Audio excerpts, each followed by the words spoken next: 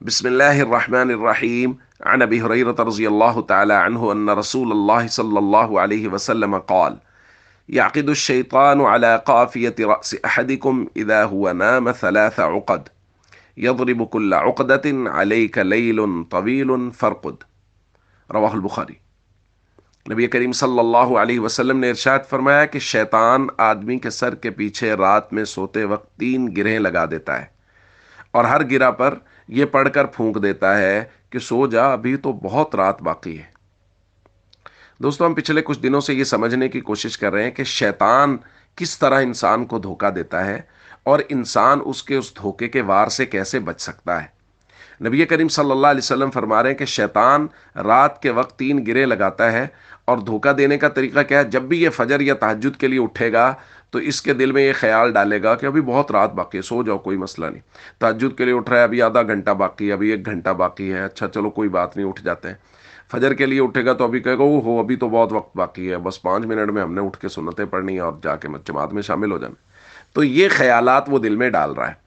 اچھا، اب ہمیں کیا کرنا ہے اس سے بچنے کے لیے؟ اس کا ذکر بھی نبی کریم صلی اللہ علیہ وسلم نے اسی روایت میں کیا، فرمایا فَإِنِ اسْتَيْقَظَ فَذَكَرَ اللَّهَ، جب ہی یہ بیدار ہو اور اللہ کا ذکر کر لے تو ان حلت عقدہ، ایک گرہ کھل جاتی ہے۔ 3 گرے اس نے لگائی تھی۔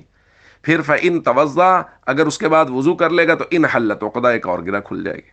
فَإِن صَلَّى، اور اگر اس کے بعد نماز پڑھ لے گا نفلی یا فرضی، ان حلت عقدہ، ایک گرہ اور کھل جائے گی۔ تینوں گریں جو شیطان نے لگائی تھی وہ اس طرح سے کھل جائیں گی۔ اب جب یہ تینوں گریں کھل گئیں تو حضور نے فرمایا فَأَصْبَحَ نَشِيطًا طَيِّبَ النَّفْسِ، تو یہ صبح کرے گا خوش مزاج، چاق و چوبند، چست چلاک، اس کے سارے امور میں دل لگے گا، کام کرنے کو دل کرے گا۔ لیکن اگر خدا نخواستہ ایسا نہ ہوا، نہ اٹھا، نہ وضو کیا، نہ نماز پڑھی، وَإِلَّا أَصْبَحَ خَبِيثَ النَّفْسِ كَسْلَانًا، تو اٹھے گا بدباطن ہو کے، اندر سے بجھا ہوا اور بالکل سست۔ دوستو، ہمارے ساتھ یہی کچھ ہو رہا ہے۔ ہم صبح کے وقت شیطان کی مان کے پڑے رہتے ہیں، اور اللہ کے نبی صلی اللہ علیہ وسلم نے جو طریقہ بتایا اس پہ عمل نہیں کرتے، نہ اٹھتے ہی ذکر کرتے۔ ہمت کر کے وضو کے لیے اٹھنا پڑتا ہے۔ شیطان تو دھوکہ دے رہا ہے مسلسل، وہ تو لوریاں دے رہا ہے کہ سو جاؤ، بہت رات باقی ہے۔ تو ہمت کرنی پڑے گی، کوشش کرنی پڑے گی۔ راتیں لمبی ہیں، سردیاں ہیں، تو ان لمبی راتوں میں تہجد کے معمول کی کوشش فرمائیں۔ تہجد کا معمول بن جائے، آدھا گھنٹہ پہلے اٹھ جائیں، پونا گھنٹہ پہلے اٹھ جائیں، اٹھ کے تہجد پڑھ لیں، تب تک اذان ہو جائے گی، کچھ معمولات ہو جائیں گے، ذکر اذکار، تلاوت۔